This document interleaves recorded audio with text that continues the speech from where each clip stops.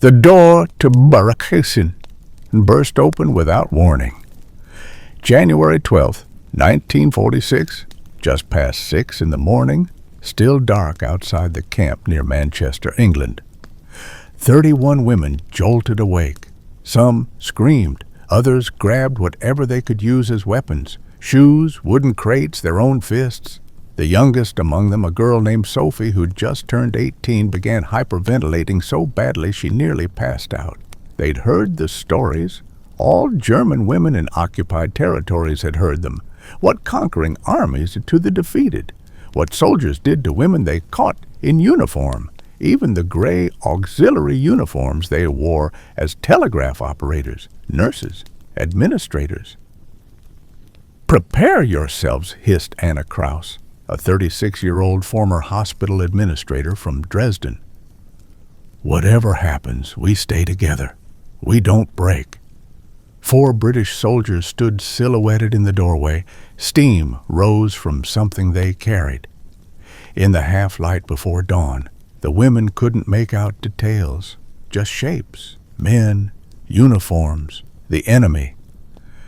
"Morning, ladies," one of them said in broken German. His accent was terrible, almost comical. "Brought tea, hot tea. Thought you might want it before breakfast." Silence. Nobody moved. It had to be a trick, a psychological game before the real horror began. They'd been warned about this, too.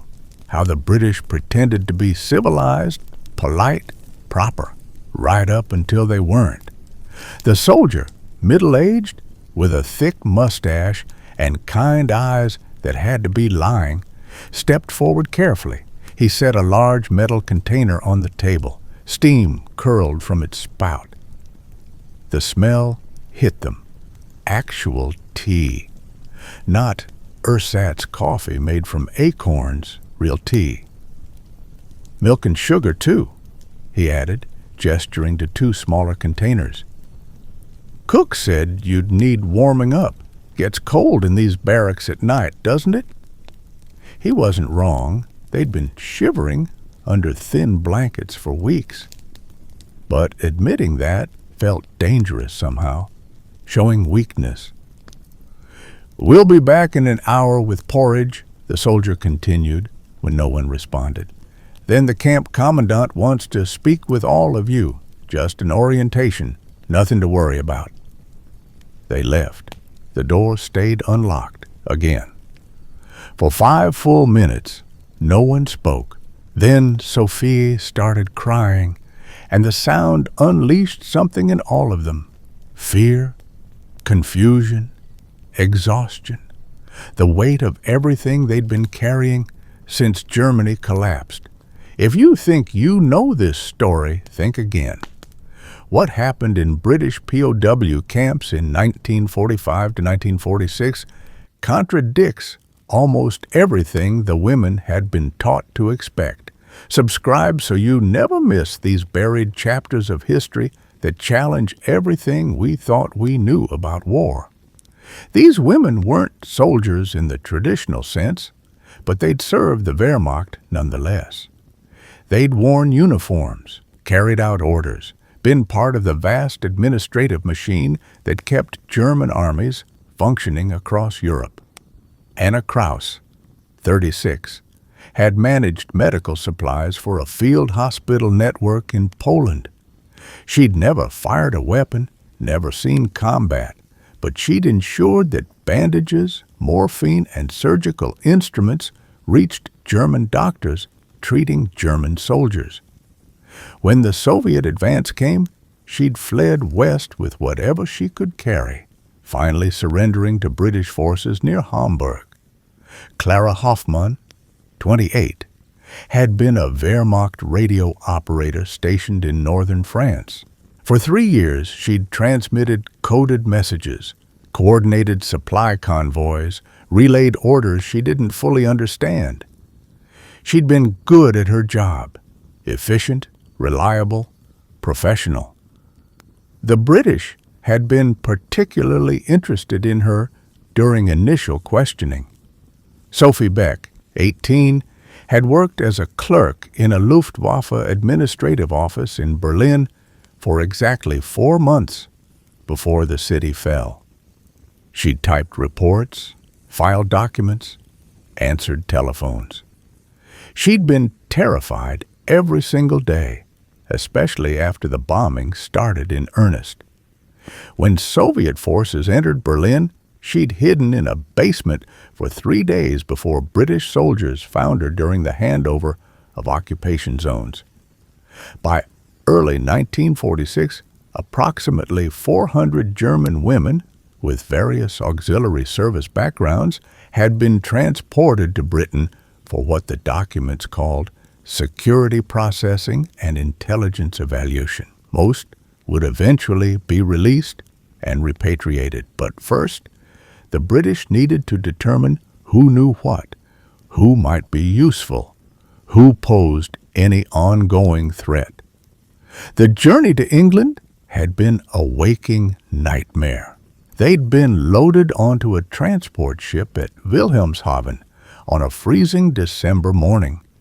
The North Sea crossing took 3 days through rough winter storms. They were confined below deck in conditions barely better than cargo hold. The smell of vomit and fear became so overwhelming that Sophie thought she'd lose her mind. "I kept thinking they'd just sink the ship," she'd write years later in a memoir that wouldn't be published until 1980. "Dump us all in the ocean. Who would have cared? Who would have even known?" But the ship didn't sink. It docked at Liverpool on a gray afternoon that looked exactly like the gray mornings they'd left behind. Except here, nothing was destroyed. The port was busy, functional, almost absurdly normal. Cranes moving containers, workers calling out to each other, ships coming and going with purposeful efficiency. "They won," Klara whispered to Anna as they were marched off the ship. "They actually won. Look at this place. It's like the war never touched it." That wasn't quite true.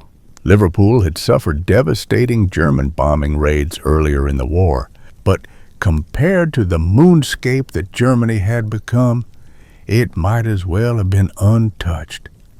They were transported by train to the camp outside Manchester. Through the windows, they watched the English countryside roll past. Farmhouses with intact roofs, villages with churches that still had spires, fields that would be planted in spring, everything so normal it felt obscene. The camp itself was a former textile factory converted to house prisoners, barbed wire perimeter, guard towers, long cold barracks buildings, but also electricity that worked, running water that was actually clean, toilets that flushed. That first night, the night before the tea incident, they'd huddled together trading theories about what would happen next. "They'll interrogate us," Anna said with certainty. "They'll want to know everything we saw, heard, did. Then they'll decide." "Decide what?" Sophie asked, her voice small. "What to do with us. Whether we're useful, whether we're expendable." The word hung in the cold air. Expendable. They were all thinking it. Germany had lost, utterly, completely. The victors could do whatever they wanted with the defeated. Who would stop them? Who would even care? But then came the tea. And after the tea, breakfast. Actual porridge with milk, bread with margarine, even a little jam. And then the orientation meeting that wasn't an interrogation at all. The camp commandant, a Colonel Pemberton, spoke to them through an interpreter in the mess hall. He was in his 50s, gray-haired, with the bearing of someone who'd spent his career in military administration rather than combat. "You are prisoners of war," he began, "and you will be treated as such according to the Geneva Convention. You will receive adequate food, shelter, and medical care. You will not be abused, mistreated, or exploited. You will be asked to answer questions about your service, and your cooperation will be noted. But you will not be tortured, and you will not be forced to provide information beyond what the convention allows. He paused, letting the interpreter catch up. I know you've been told to expect terrible things. I know your propaganda painted us as monsters. I'm here to tell you that we are not monsters. We are British soldiers doing our jobs according to the rules our nation values. You will be treated with the basic dignity that any prisoner of war deserves. Do you understand? Silence. The women looked at each other. Was this the softening up they'd been warned about? The psychological manipulation before the real cruelty began? I don't expect you to trust me immediately, Pemberton continued. Trust is earned. But I can promise you this. As long as you're in this camp, you're under British military protection. That means something. You'll see. Over the next weeks, a pattern emerged that shattered everything they thought they knew. Medical examinations were conducted by female doctors, actually conducted medically, checking for malnutrition, disease, injuries. When they found Klara had a serious dental infection that needed immediate treatment, they sent her to a civilian dentist in Manchester under guard. The dentist treated her exactly like any other patient, even apologizing when the Novocaine injection hurt. Meals arrived on schedule 3 times daily. The portions weren't generous. Britain was still under strict rationing, but they were consistent and adequate. Nobody was starving. Nobody was being deliberately deprived. The guards maintained professional distance. They didn't fraternize, but they also didn't brutalize. When Sophie accidentally bumped into a guard in the corridor, she flinched so violently she fell. The guard, a young man named James, who couldn't have been more than 20, helped her up and apologized for startling her. Sorry, miss, he said. Didn't mean to frighten you. Miss. He'd called her miss, like she was a person, not a prisoner, not the enemy. But the real turning point came in February, when Sophie collapsed during morning roll call. She'd been feeling ill for days, but hadn't said anything, terrified that showing weakness would make her expendable. But her body betrayed her. One moment she was standing in line, the next she was on the ground, burning with fever. They carried her to the camp infirmary. Through her delirium, she heard voices arguing in English, something about a hospital, transfer, immediate treatment. When she woke up, she was in a civilian hospital in Manchester, a real hospital with white sheets and nurses who moved quietly between beds and the smell of disinfectant instead of death. A British doctor, Catherine Mitchell, according to her name badge, sat beside the bed. You have scarlet fever, she explained through an interpreter, quite serious, but treatable. We've started you on sulfa drugs. You'll need to stay here for at least 2 weeks. Sophie tried to speak, but her throat was too swollen. Don't talk, Dr. Mitchell said gently. Just rest. You're going to be fine. Why? Sophie wanted to scream. Why are you saving me? I'm nobody. I'm nothing. I'm the enemy. Just let me die. But they didn't let her die. For 2 weeks, British nurses, women whose brothers and fathers and sons had died fighting Germany, cared for her with professional competence. They changed her sheets, monitored her temperature, adjusted her medication, brought her soup when she could finally swallow. One nurse, an older woman named Eleanor, sat with her one night when Sophie woke up crying from a nightmare. There now, Eleanor said, patting her hand. You're safe. It's just the fever. It'll pass. Why? Sofie managed to croak. "Why are you being kind?" Eleanor looked at her with tired eyes that had seen too much. "Because you're 18 years old and you're sick and you're far from home," she said simply. "That's reason enough, isn't it?" When Sofie returned to the camp, she was different, quieter, more thoughtful. The other women gathered around her, demanding to know what had happened, whether she'd been interrogated, what they'd done to her. "They saved my life," she said finally. "They didn't have to. I'm nobody to them, but they saved my life anyway." The cognitive dissonance was becoming unbearable for all of them. Everything they'd been taught said this couldn't be happening. The British were supposed to be cruel, vindictive, barbaric under their veneer of civilization. German propaganda had been very specific about what happened to captured German women: mass rape, forced labor, medical experiments, summary executions, and yet here they were, being fed regularly, housed adequately, treated medically, even given access to basic hygiene supplies that were rationed in Britain itself. One evening in March, the tension exploded during a discussion in the barracks. It started when Anna mentioned that she'd been given wool yarn and knitting needles, actual recreation materials, so she could make socks to pass the time. "Don't you see what they're doing?" shouted Ingrid, a hardline party member from Bavaria who'd worked in Wehrmacht communications. "They're domesticating us, making us soft, breaking our will, and you're all falling for it."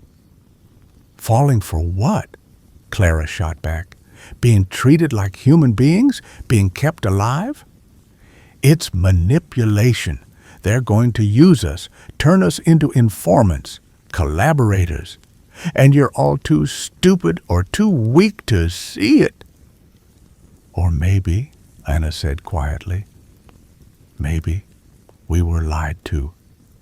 About everything, about who the real monsters were." The barracks went silent. "Don't you dare," Ingrid hissed. "Don't you dare betray everything we believed in, everything we fought for." "We didn't fight for anything," Sofie burst out, surprising even herself. "We flooded papers and typed reports and answered phones, and for that, we thought we'd be raped and murdered when we were captured. We were so sure of it that we almost killed ourselves rather than surrender, and instead they gave us tea and saved my life when I was sick, so maybe we need to ask ourselves what else we were lied to about." The argument didn't resolve anything, but it cracked something open that couldn't be sealed again. Over the following months, the women were interviewed, not interrogated, about their service. The questions were specific, technical, focused on procedures and structures rather than ideology. Those who cooperated fully were treated no differently than those who remained silent. Nobody was punished for refusing to answer. They were also allowed to write letters home, though heavily censored. The replies that came back painted a devastating picture of Germany in ruins: starvation, chaos, rubble, despair. Klara received a letter from her sister in Hamburg in April. "We are living in the basement of what used to be our building. There is no roof, no windows. We burn furniture to stay warm. Last week, Mother traded her wedding ring for 3 potatoes. They were rotten, but we ate them anyway. You ask if the British treat you well. How can I answer that? How can I tell you about our suffering when you write about regular meals and medical care? I'm glad you're alive, but I can't forgive you for being better off than us while we starve in the ruins you left behind." The guilt was crushing. They were prisoners, yes, but they were fed, sheltered, warm. Their families in Germany were free but starving. Where was the justice in that? In May, the camp organized a small concert. Some of the guards played instruments: fiddle, accordion, guitar. They invited the prisoners to sing if they wanted. Anna suggested a German folk song, Der Mond ist aufgegangen. The moon has risen. A children's song about evening prayers and peaceful sleep. Everyone knew it. They sang quietly at first, self-conscious, waiting for someone to tell them to stop. But the guards just listened. One of them, James, the young guard who'd apologized to Sophie, smiled sadly. "My teacher taught us that one," he said.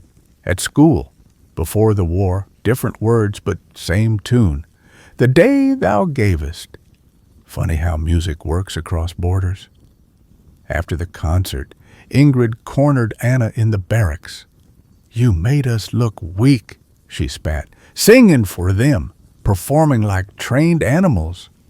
"We sang for ourselves," Anna replied, "because we're human beings who remember beauty, even in captivity. If that makes me weak, so be it." But even Ingrid was wavering. You could see it in her eyes. The certainty was cracking. Repatriation began in summer 1946. They were processed in groups, given documents, a small amount of money, and transport arrangements. Many of them were terrified to go back. Britain, even in rationing, was safer than the chaos of occupied Germany. But they had no choice. They were going home, whether home still existed or not. Anna returned to Dresden to find it utterly destroyed. The hospital where she trained was gone, not damaged, just gone, erased by firebombing. She found work eventually with the British occupation authorities, using her administrative skills. Her former neighbors called her a traitor. She didn't argue. What was the point? Klara went to Hamburg and found her family's neighborhood flattened. Her sister barely recognized her. Klara had gained weight in British custody, while her sister had become skeletal from starvation. The resentment was palpable. Klara moved to the British zone and worked as a translator, unable to reconcile her gratitude for being treated humanely with her guilt over surviving comfortably. Sophie, who'd lost everyone, drifted for years. No family left, no home to return to. She took jobs where she could find them, sleeping in refugee centers, trying not to think about the British nurse who'd sat with her through fever dreams and called her safe. But they wrote letters to each other, slowly, carefully, finding each other again across the rubble of Germany, building a network of women who'd shared an experience they couldn't explain to anyone else. In 1950, Anna organized a reunion. 7 of them meeting in a cafe in Bremen. They talked until dawn, piecing together their stories, trying to make sense of what had happened to them. "Do you ever think about Dr. Mitchell?" Sophie asked. "The doctor who treated me?" "All the time," Anna admitted. "I've thought about writing to her, thanking her, but what would I even say?" "I think about James," Klara said. "The guard. He showed me a picture once of his younger brother who died at Caen, and he still treated us with kindness. I don't understand it.